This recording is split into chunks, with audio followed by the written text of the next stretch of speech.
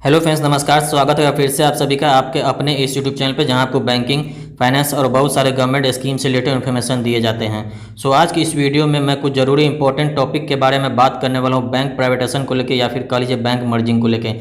जैसे आप लोगों को पता ही हुआ कि निर्मला सीतारमण सिंह ने जो कहा था कि फरवरी में जो बजट पेश किया था उसमें कहा गया था 2 सरकारी बैंक को प्राइवेट किया जाएगा और एक जनरल इंश्योरेंस कंपनी को प्राइवेट किया जाएगा। उसके बाद यहाँ पर टीम गठित किया गया नीति आयोग को, नीति आयोग को ये काम सौंपा गया। नीति आयोग ने यहाँ पर जो नाम है वो जो है यहाँ पे एक टीम गठित किया गया है, उस एएम को उससे सौंपा गया। यहाँ पे बहुत न्यूज़ निकल के आ रही थी कि central bank of India, Indian overseas bank को जो यहाँ पे प्राइवेट किया जाएगा, जो नीति आयोग के अनुसार जो नाम निकल के आ रहा था मीडिया रिपोर्ट्स के अनुसार।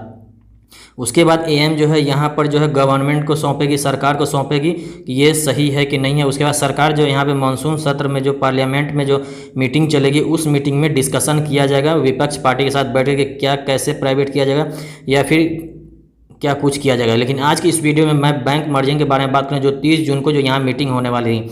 यहाँ पे आप ऊपर में हेडलाइन देख सकते हैं, यहाँ पे parliamentary panel to study bank merger and recapitalisation schemes. मतलब यहाँ पे कहा जा रहा है कि 30 जून को जो मीटिंग हुआ था उसमें जो है मर्जिंग को लेकर स्टडी जो बैंक किया गया था। लेकिन इसमें जो है कौन कौन से बैंक शामिल थे वो भी मैं आपको बता देता हूँ। UCO bank, Indian overseas bank, bank of Maharashtra, bank of India और एक बैंक ऑफ बड़ौदा भी इसमें शामिल था। जबकि बैंक ऑफ बड़ौदा का पहले से ही मर्ज हो चुका है और ना तो वो तो प्राइवेट होगा और ना ही वहाँ पे आपको उसे मर्जिंग किया जाएगा किसी बैंक के साथ, क्योंकि सरकार पहले ही ये कह चुकी है जिस बैंक को मर्ज किया जाएगा उसका ना तो प्राइवेट किया जाएगा ना यहाँ पे मर्ज किया जाएगा। लेकिन यहाँ पे एक अनुमान निकल के आगे हो सकता है, यहाँ पर जो है जैसे यहाँ पे acquisition and transfer of undertaking act 1970, तो 1970 वो एक्ट होता है जो बैंकिंग के रूल रेगुलेशन में चेंजिंग किया था। और ये जो मीटिंग होती है ये मीटिंग हर एक टाइम पे होते रहती है। तो इस लिहाजा से हम लोग कह सकते हैं कि कहीं ना कहीं बैंक को यहाँ पे मर्ज भी किया जा सकता है। लेकिन बैंक मर्ज के अलावा यहाँ पे बैंक को प्राइवेट भी किया जाएगा, क्योंकि यहाँ पे 2 बैंक अभी भी इस क्राइटेरिया में नहीं शामिल है। जैसे आप सेंट्रल बैंक ऑफ इंडिया ले लीजिए या फिर पंजाब एंड सिंध बैंक, ये दोनों बैंक जो है इस क्राइटेरिया में नहीं शामिल थे।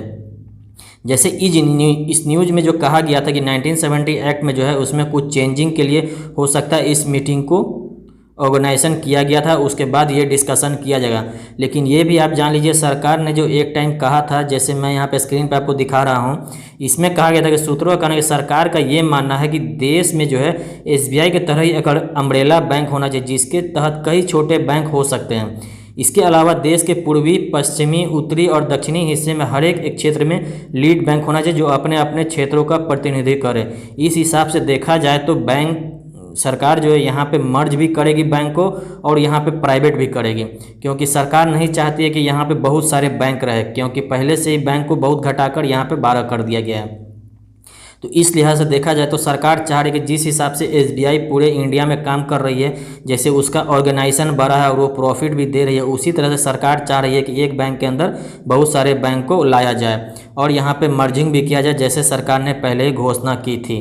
तो इस न्यूज़ में यही निकल कर आएगा, जो 30 जून को जो मीटिंग हुआ था उस मीटिंग में लगता नहीं है कि बैंक को यहाँ पे मर्जिंग के लिए किया जाएगा, क्योंकि उस मीटिंग में 1970 एक्ट है, जो एक्ट जो रहता है उसे बैंकिंग रूल रेगुलेशन के चेंजिंग के लिए किया जाता है। लेकिन अब आगे आने वाले टाइम में ही पता लगेगा कि सरकार यहाँ पे बैंक को मर्ज कर सकती है या फिर प्राइवेट कर सकती है। तो आशा करते हैं वीडियो काफ़ी इन्फॉर्मेटिव लगा। वीडियो थोड़े पसंद तो चैनल को सब्सक्राइब कीजिएगा, लाइक कीजिएगा, दोस्तों में शेयर कीजिए। चलिए तो फिर मिलते हैं कि नए वीडियो नेक्स्ट के साथ, तब तक के लिए अपना बहुत सारा ख्याल रखिएगा।